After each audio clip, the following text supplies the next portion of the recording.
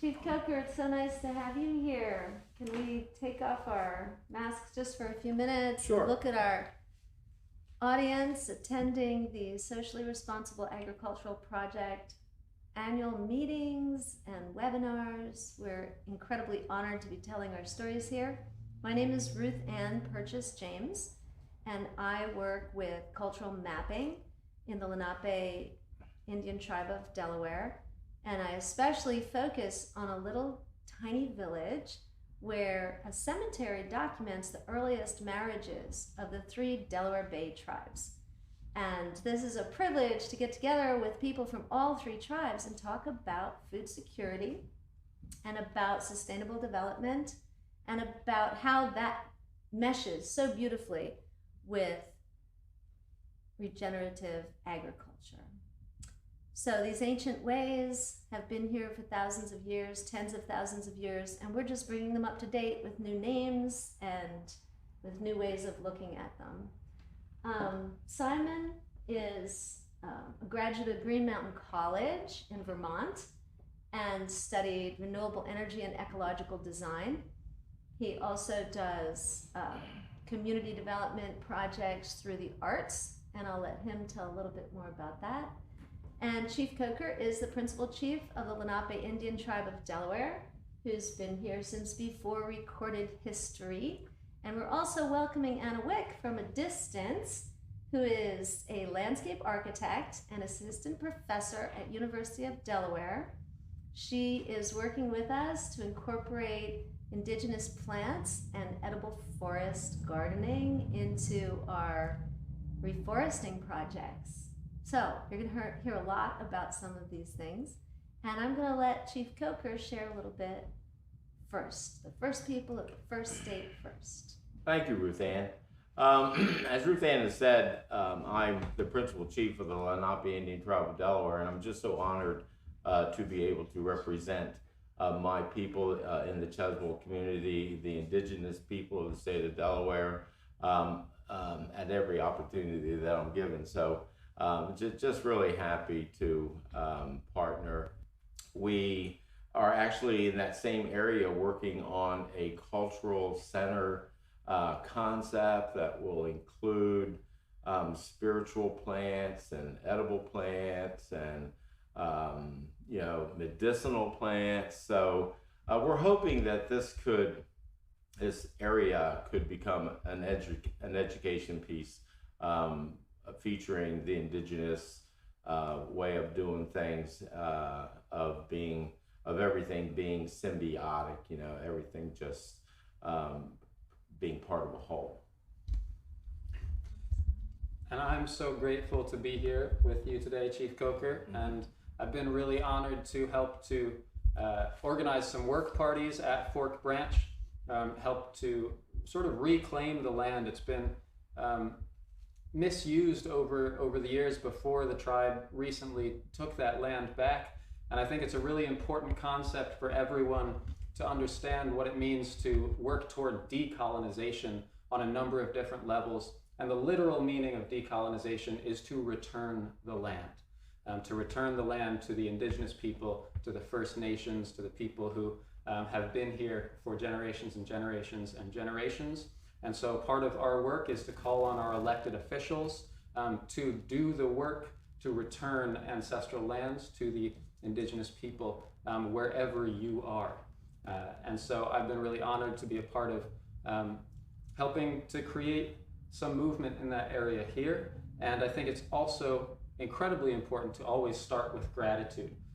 So thank you for hosting us here, Chief Coker, and thank you to everyone at SRAP for putting this on. And of course, as always, thank you to our ancestors and all their relations.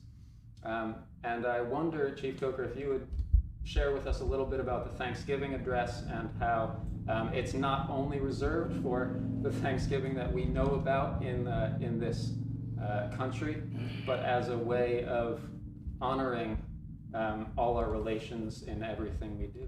Yeah, absolutely, Simon. The Thanksgiving prayer is an Ojibwa prayer of origin, I believe, but it literally just gives thanks to all of our relations. We thank our Mother Earth, we thank our Father Sky, we thank our grandfather, the sun, we thank our grandmother, the moon, we thank our waters, we thank the four winds. So it literally is a couple of statements about each one of those elements of creation that allows us to enjoy the benefits of Mother Earth optimally. So it's actually being used quite a bit. The Thanksgiving prayer is being used quite a bit for opening prayers for events, and it is coupled with a land acknowledgement. Just a simple statement acknowledging the indigenous people who on whose land you are standing on at any given point in time, whoever those people may be, and wherever your place is.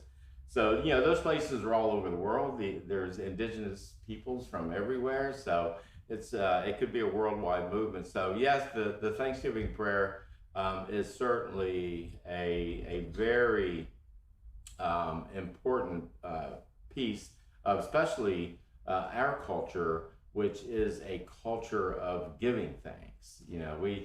We gave thanks, daily, many times a day for everything we did. So that gratitude, as Simon was saying, is just a very important cultural attribute for the indigenous peoples.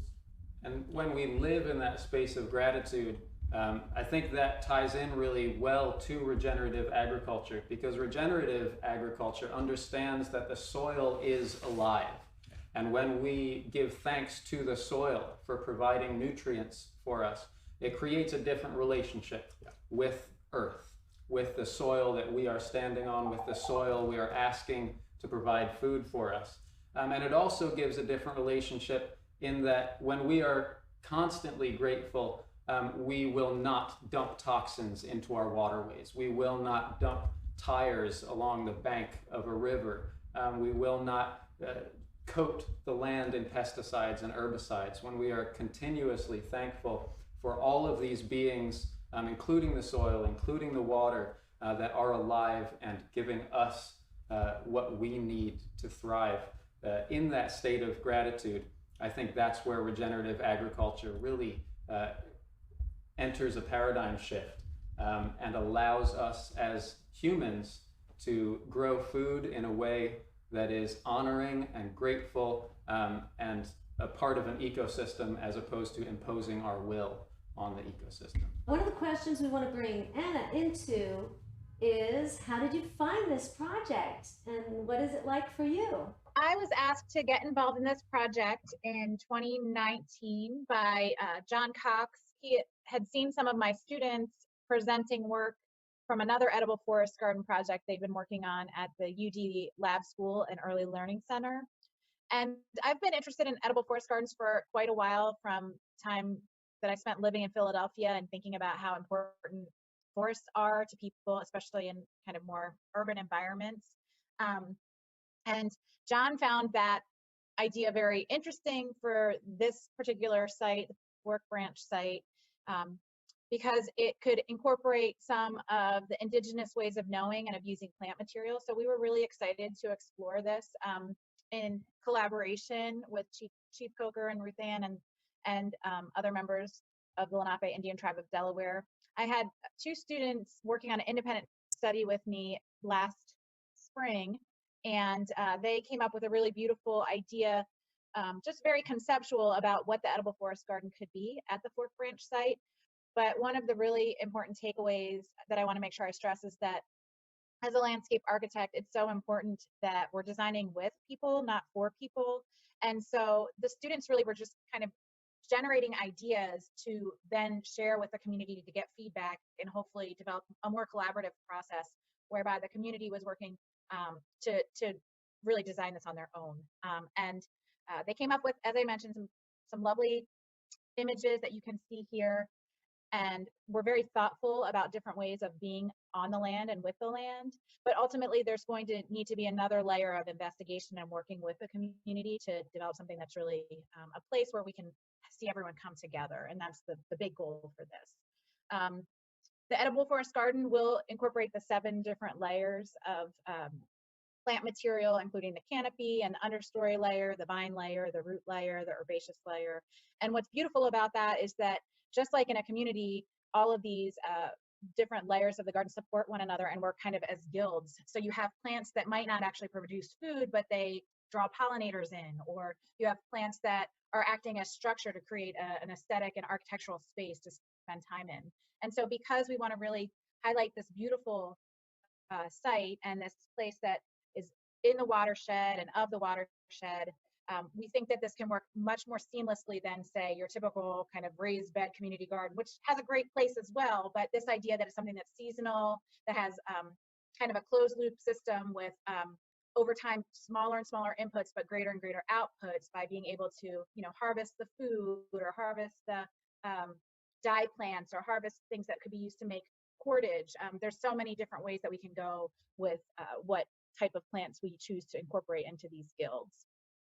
So our next steps, hopefully once COVID restrictions are lifted and we're all able to get back together, are to continue to work on these ideas with the community and talk to especially the young people in the community about how they want to see things happen on the site and repurpose some of the materials we found on the site.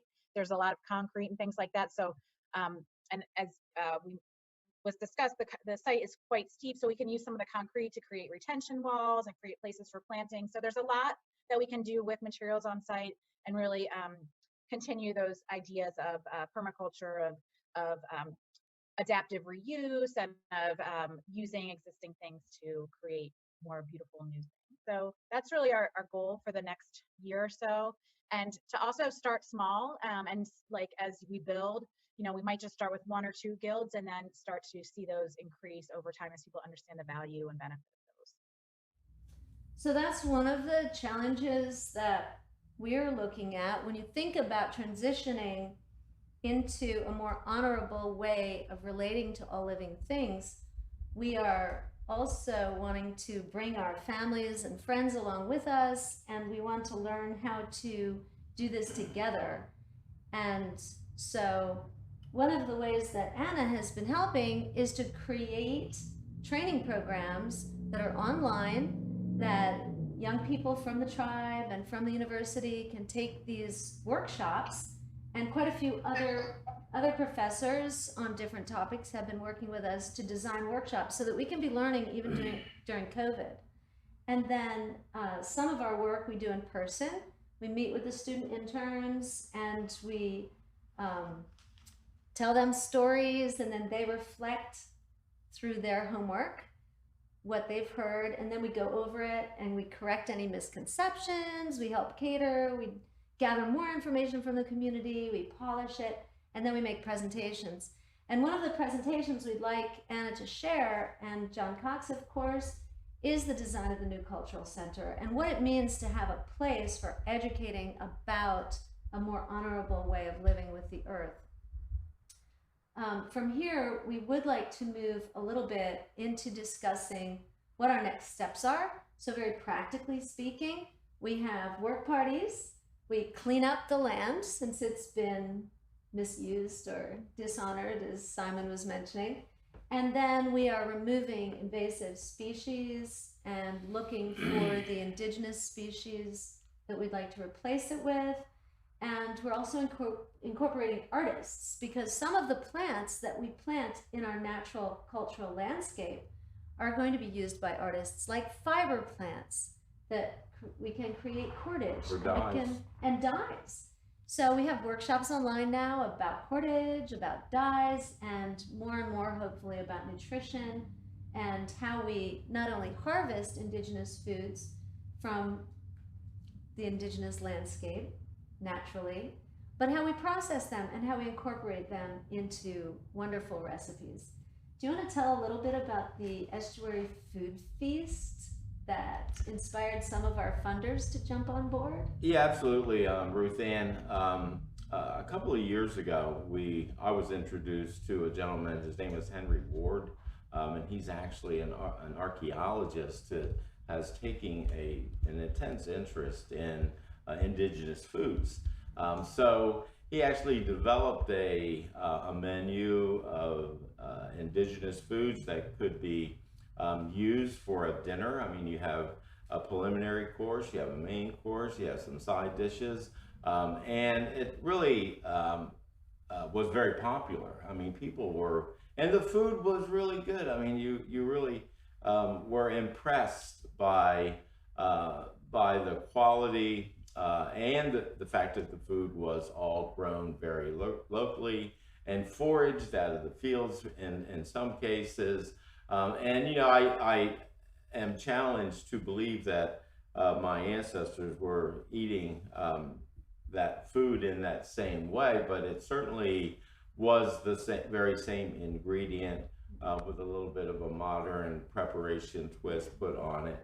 But it's, you know, we had so much fun with that. And, you know, I have embraced the science, the study of archaeology and anthropology, you know, since I've been in a leadership role within the Lanape Indian Tribe of Delaware, because, you know, for us, a people that have really been removed from their pre-contact culture for a few hundred years now, and we really lost touch with a lot of that information. And through a relationship with the professionals, the archaeologists and the anthropologists, it has really helped me go back in time. And those guys who approach their work from a very scientific perspective are pretty close to the mark when they issue an analysis of a particular site. As a matter of fact, they've gotten really good at it, and we're beginning to use a mitigation strategy that doesn't really require you to excavate any longer. So it's called alternative mitigation, I think is what they call it. So they take the information that they've already gleaned off these sites, and if they can date a site approximately that they've already investigated, then they really don't have to be really invasive.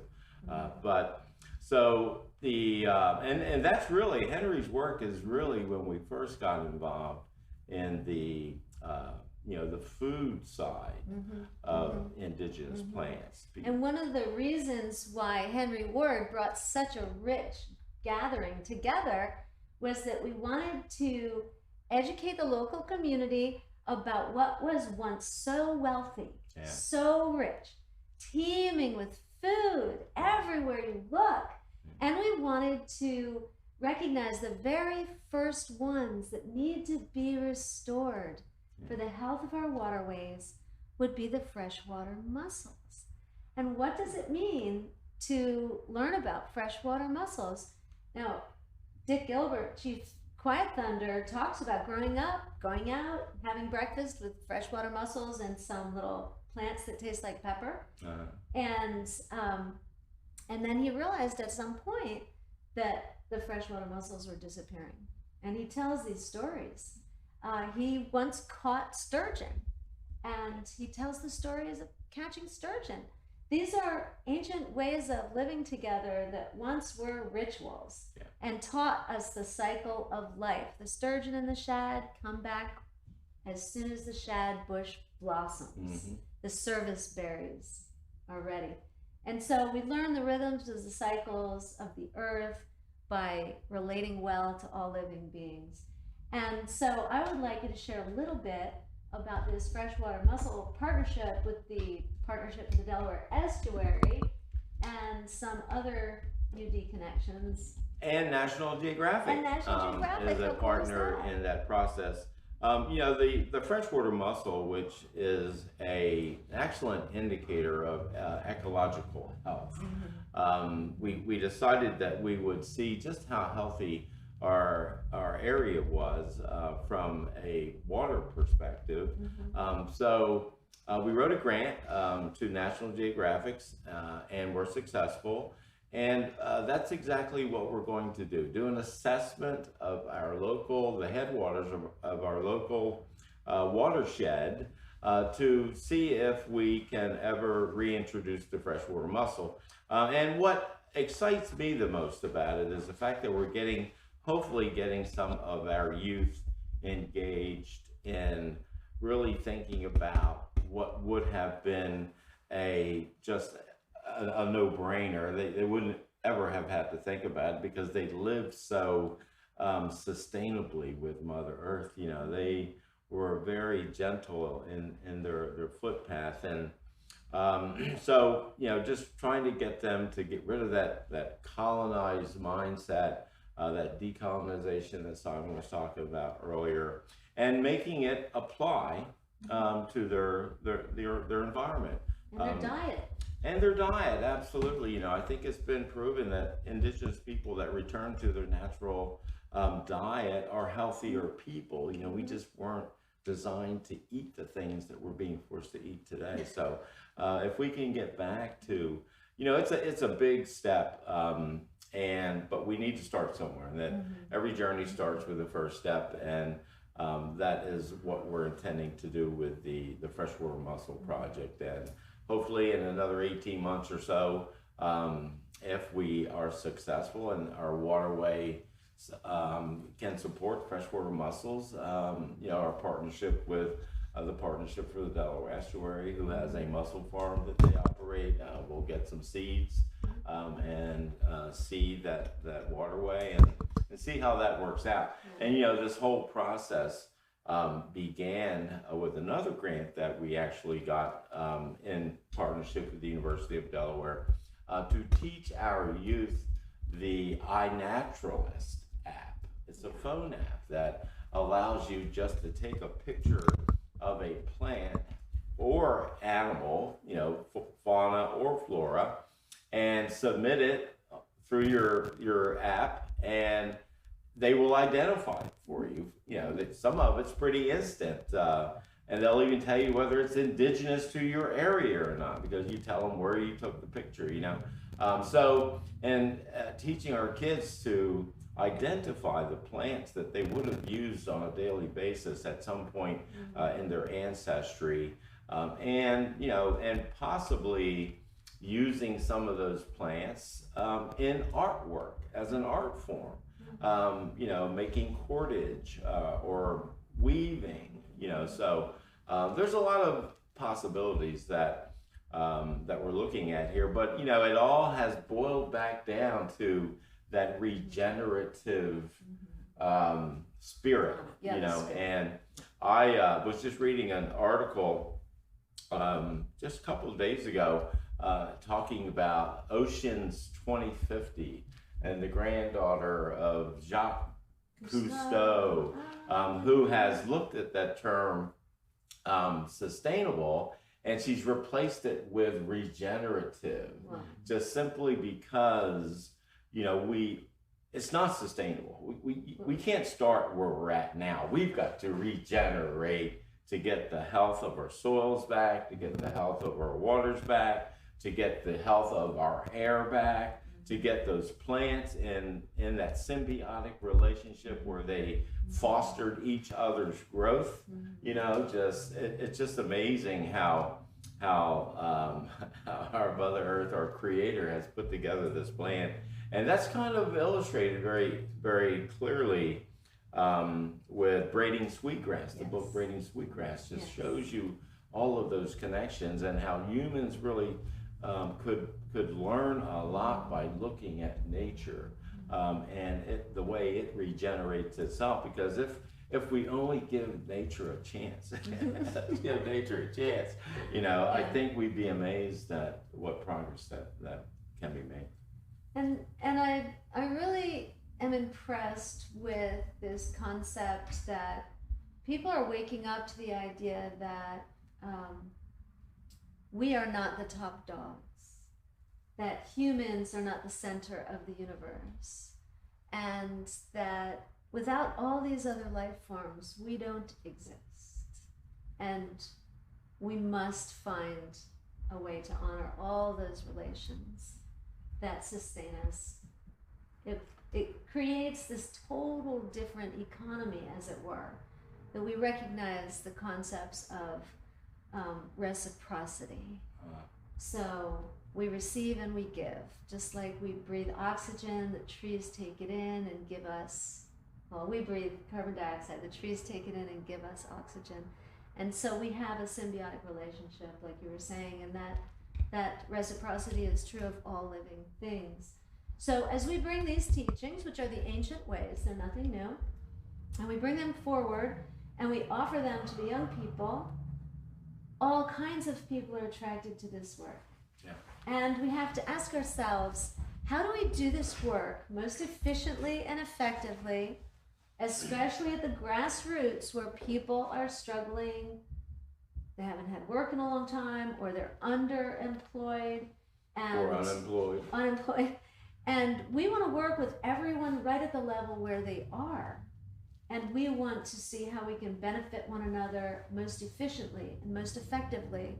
So surveying the community, we've already started surveying the community, and we want to incorporate more informal surveys where the young people go home and just ask their relatives and bring us some information so we can move forward in the next steps. And that has been a challenge. It has been a challenge. It's a challenge to get community engagement. Yes. And I've been at this for a long time, and getting someone's attention for 3 months is not too hard to do. For even maybe 6 months is not too hard to do, but to keep it for 2 years and 3 years and 5 years, where you could really start to see the products of any initiative or action, right. And then to watch them just ingrain all of that knowledge that they've learned, and then they're ready to pass it on, yes. and be the next leaders, yes.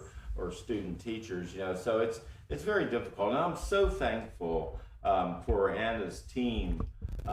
When we got the first draft of an initial landscape plan, one that was just thought out by a group of students, with those 7 layers that she had talked about, with a walking path and a little sacred circle, even a dock that went out over the stream a little bit, so it was just a foundational draft, which I think for me, it really inspired me to think about what this 1/2 acre of property could actually be. What it could represent as a model for replication, just everybody's little 1/2 acre plot, Yeah.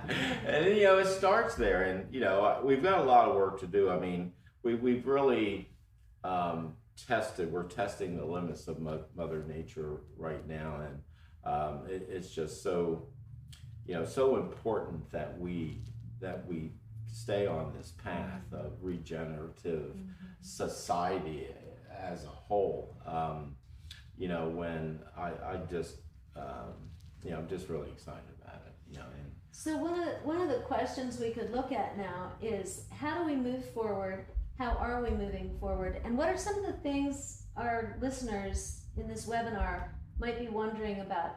How do we work well together with academics? How do academics work well with tribal communities, or with disadvantaged communities that really don't have access to sometimes even internet? How do we raise up consciousness and work together well? What's in the way? What can we do differently? What kind of support can we recruit?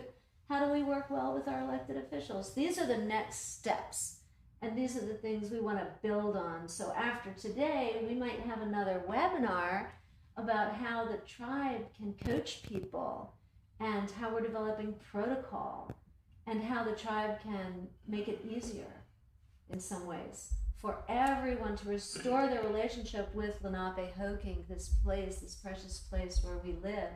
Well, we're not getting very good examples from our leadership when it comes to working together well. So we have got a major obstacle to overcome there. But, as far as I'm concerned, it all starts with respect, just having respect for each other as individuals, as peoples. Everyone has a gift. We got to respect them for that gift. We're all not perfect at everything, But when you put all of those together, you can come up with a team that can move forward. And it's a one step at a time, journey. And I know at Fort Branch, we started with removing all of the trash. We've been 6 months in getting all of the trash out because it's in an area where you can't get equipment down to. You got to do everything digging by hand. And we've uncovered cars and truck frames and hoods of vehicles, and we must have removed 200 tires. And and then we've got this tree of heaven problem that's just, what a name. Yeah, I know, it's it's not the tree to heaven, believe me. But it's a 2-year project just to get rid of that one invasive species, because it just is so tenacious Simon, and coming back. So it's a journey, Yeah. and it's not anything that we're going to get done in 6 months or 1 year, but it does take a very concerted effort and a little bit of a game plan. So for those who might not know about the ailanthus, do you want to give a little bit of an update about what you've been doing and how you've been learning? As Chief Coker mentioned, the tree of heaven is the common name. The Latin name of this tree is the ailanthus tree, and it's a tree from continental Asia. And right now, in large parts of Pennsylvania and spreading, is another invasive species called the spotted lanternfly. And it targets all hardwoods, but particularly loves sugar maples, grapevines, and fruit trees. And it sucks the sap of these trees. And if it swarms, it can suck so much sap that it damages the tree for life. And it also excretes something that attracts mold, which can also kill these trees. So this tree of heaven was planted in cemeteries, which is part of the reason we have it at Fort Branch. In the 70s, it was started being planted in cemeteries because people thought it was a tree of heaven, and it grew very quickly, so it provided shade. Yeah, real straight, real fast. Yeah, grows straight very quickly. And it has a nice foliage, it has a nice canopy, but it's the favorite tree of this spotted lanternfly, which is why all of a sudden we're really focusing on it. Right now, Delaware, especially southern Delaware, has not seen an infestation of spotted lanternflies, but it's really important to treat the spotted lanternfly almost like we treat a pandemic. Yeah. And check your car to make sure there's not a spotted lanternfly hitching a ride to a place where it didn't already have its hold. And this is an example of how invasive species have certain evolutionary mechanisms that allow them to come into an ecosystem like the freshwater wooded wetlands here and really take over and shade out native species that are really important for our ecosystem.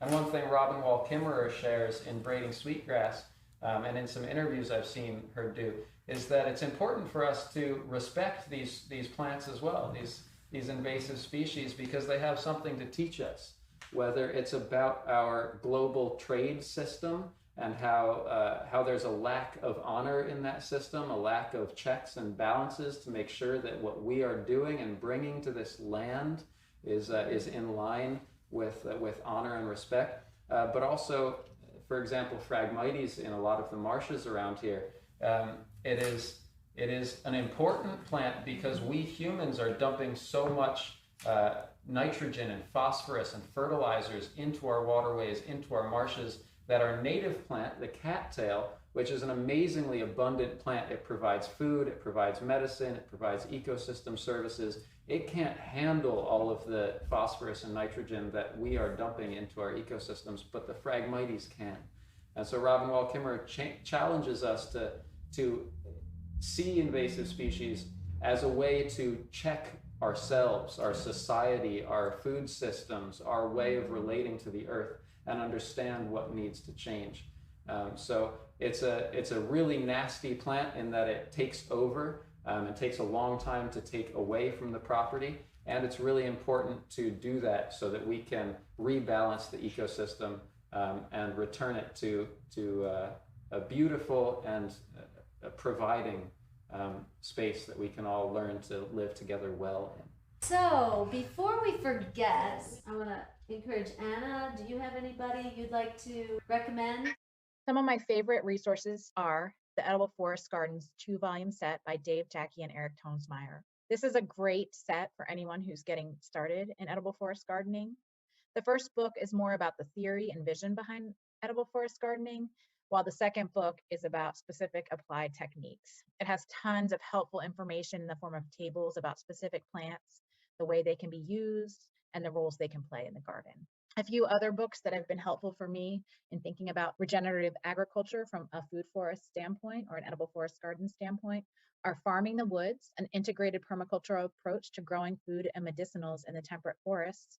This is by Ken Mudge, Steve Gabriel, and John Munsell, and it focuses on their practical experience of farming in the woods in North America. So it's great for this region in particular. A third resource I'd like to recommend is Integrated Forest Gardening, the complete guide to polycultures, plant guilds, and permaculture systems. This is by Wayne Wiseman, Daniel Halsey, and Bryce Ruddock. And what I love about this book is that it delves deeply into the idea of plant guilds or polycultures as a tool in the practice of regenerative agriculture.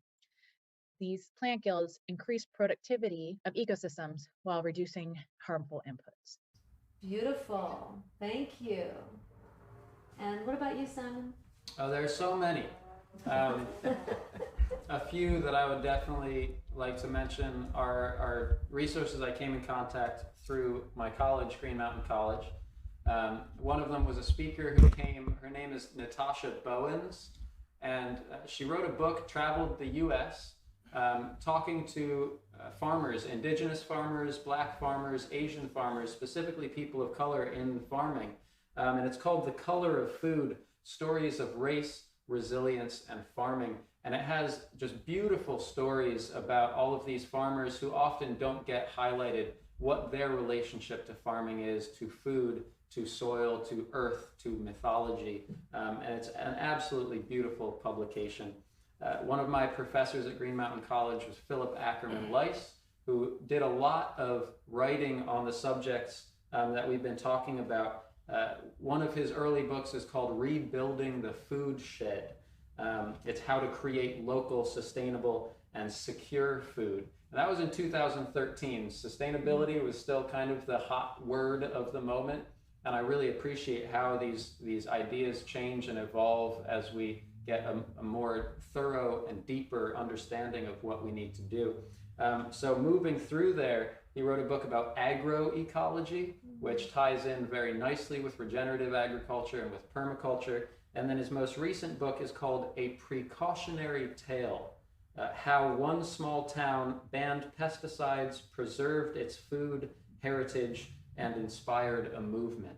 So it's a smaller book, a case study of one town in Italy that worked to preserve its heritage, its food culture, and prevent big ag, prevent pesticides. It's a beautiful case study. I think I would also like to encourage people to think about the localization movement. I've been really honored to be a part of Transition Town, which supports local community and educating themselves about what they have, what their resources are available to them now in this present moment, and what they're missing or what the obstacles are to having a more localized food shed, a more localized economy. And so that has been super practical in so many ways. And I just wondered, Chief, was there another resource you'd like to share with people that would just bring us You guys shared them all. Those are our favorites, yeah. Well, I agree with Simon. There's a lot of work out there on this subject matter. All you got to do is look and search, and it'll all just pop right up in front of you. And I certainly am very supportive of the localization movement. I think that we have the best success at making change, affecting change locally, and there's where it really needs to begin. Trying to change the big world is an awesome task, but to change your little local community, even your family, if you can just get your family to start adopting some of these practices, even when it comes to purchasing your food, supporting the people that are really, playing in the dirt to make it happen, literally. And you know, you got to get your hands dirty a little bit, and you know, people are allergic to dirt these days. You know, but I was told early on that you got to eat dirt before you die, so you might as well just go ahead and get it over with. You know what I mean? But yeah, we have a lot of partners out there, and I'm just so thankful for the work that's been our collaborations with the University of Delaware, who they've opened a lot of doors for us. It's amazing what a grant writer can do. Mm-hmm. And you know, with my community, certainly the Emmanuel Union Church here, who graciously allowed us to use their social hall for this event here, and then our cultural mapping process, which is where all of this began for us. Just, you know, identifying the facets of our community that we're so proud of, starting with our ancestors and who's connected to those people, and you know, what was their life's work. And I come from a community of farmers. You know, we have been farmers since the beginning of time. A long time. And it wasn't until that we lost access to land.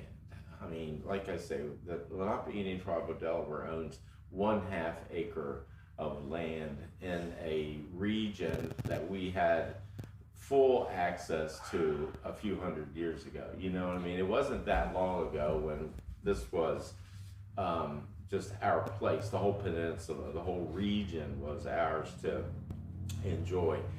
So, you know, losing that access to land really was a big hindrance to us. And it seemed as if when we lost that access, we lost the ability to appreciate it, because it wasn't right there in our face. You know what I mean? It's that colonization ever so effective in that regard. So our cultural mapping, we're very proud of, and you know, that too is a long process. And that's so, Delaware Humanities Forum. Delaware Humanities Forum began us on that journey. So you know, I'm very thankful, and I don't want to, you know, leave anyone out, but the list is very, very long. Yeah. There is one more person I feel like we would be remiss not to at least mention, which is Winona Leduc. Yes. If you don't know Winona Leduc's work, I highly encourage checking her out. She's of the Ojibwe people of the White Earth Reservation, doing amazing work on food security, on cultural heritage, and just a powerful, powerful example of what this work looks like in action, and with a lot of support and encouragement. So I would like to thank artists, and I would like to thank students, the young people and the elders, and all the artists, because through the arts we really share what we value, and we learn the myths and legends in new ways, through new voices and new medium, and it carries on these beautiful ripple effects that have been given to us for us to pass on to the 7th generation of those who come soon. So, and we can't forget the socially responsible agricultural project members who are really making this all happen.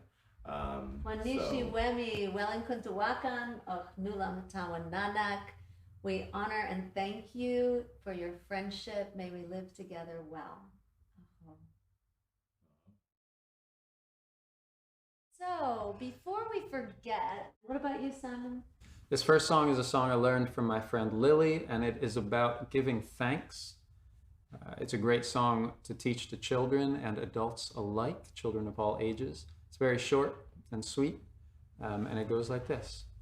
I thank earth for feeding my body. I thank sun for warming my bones. I thank trees for the air that I breathe. I thank water for nourishing my soul. So in this way, this is an example of giving thanks. Giving thanks is endless, unending. There are so many things to be thankful for. But in this short song, we give thanks for the earth nourishing us, and for a sun warming our world, and for the trees giving us oxygen, and for, of course, water, which is life, nourishing not only our bodies, but our spirits as well. And in this way, we give thanks and honor to all that is around us and that we are a part of. I'm going to do a mashup of a few songs that have to do with soil, with dirt, with growing food, and I'll give a rundown of the different songs as I go. This first one is from Sally Rogers. It's a wonderful song to sing along to. It's a call and response. If I had an audience, we would have a nice call and response. This is called Gonna Plant Me a Garden.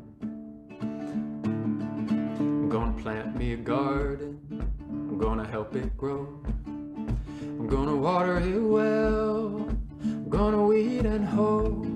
I'm gonna plant me a garden beneath the sun above.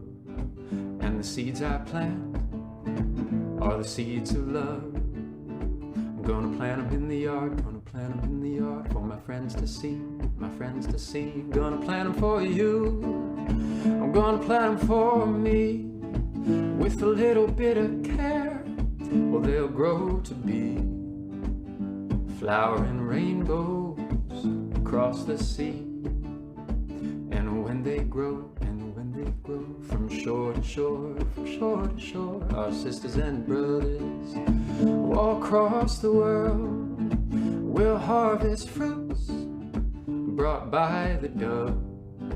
And in those fruits are the seeds of love. Yes, in those fruits are the seeds of love. We know from many traditions that planting seeds are an act of gifting the future to ourselves, to our descendants. Seeds are so important, and when we imbue seeds with love, with gratitude, with honor, that changes our relationship with those seeds. It changes how they interact with the soil and the nutrition that they provide us later on, and provide all of the ecosystem. So this next song is about dirt and how important soil is. Regenerative agriculture is all about returning life, continually returning life to the soil, which is so important. This song was written by Ben Doobie, a fellow alumna of Green Mountain College. I might just do the first verse and leave it up to you to find Ben Doobie's original.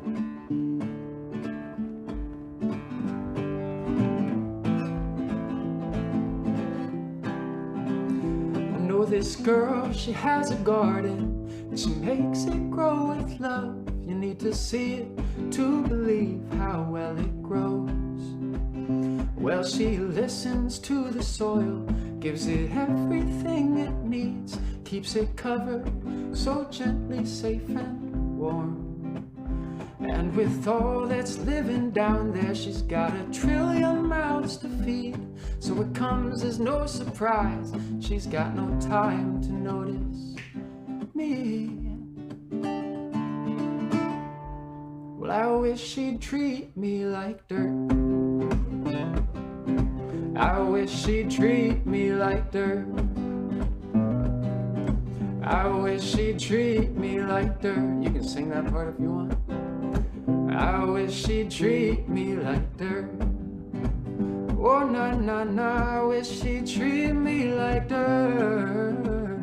Yeah, I wish she'd treat me like dirt. In the last verse of this song, there's a line that says, you know, give me a try, and if you still don't want me, compost me.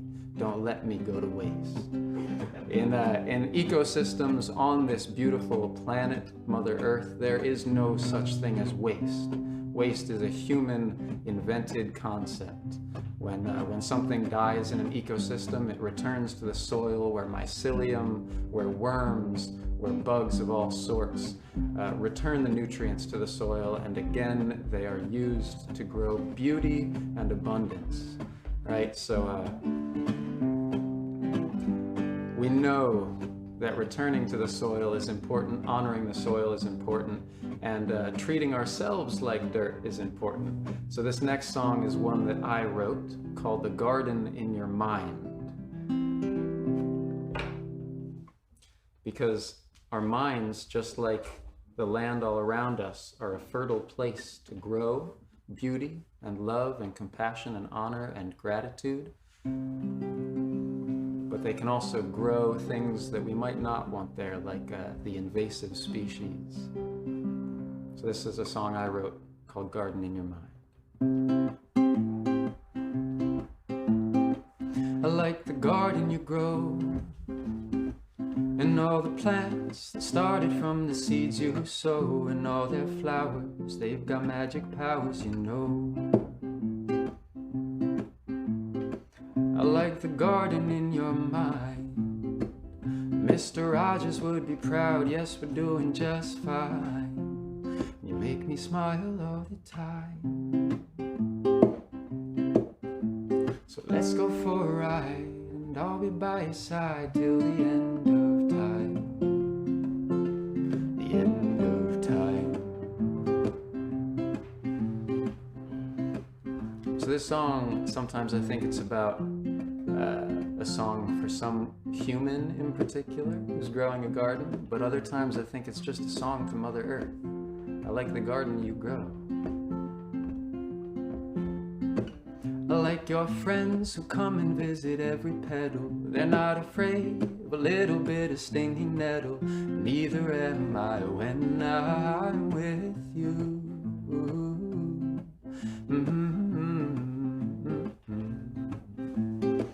I like the friends who come and visit every leaf, flutter by, just doing their little piece to help the sun shine down. So let's go for a ride, and I'll be by your side till the end of time. The end of time.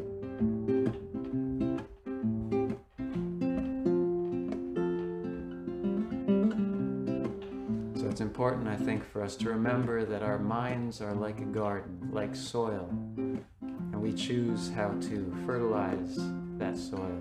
We choose what plants to grow there and to nourish, what plants to try and remove. And I hope that everyone will use that beautiful garden in your mind to bring more honor to the land where you are, to the people of that land, whether it's the plant people, the feathered and winged people, the people in the water, or the original people, the original humans of that land.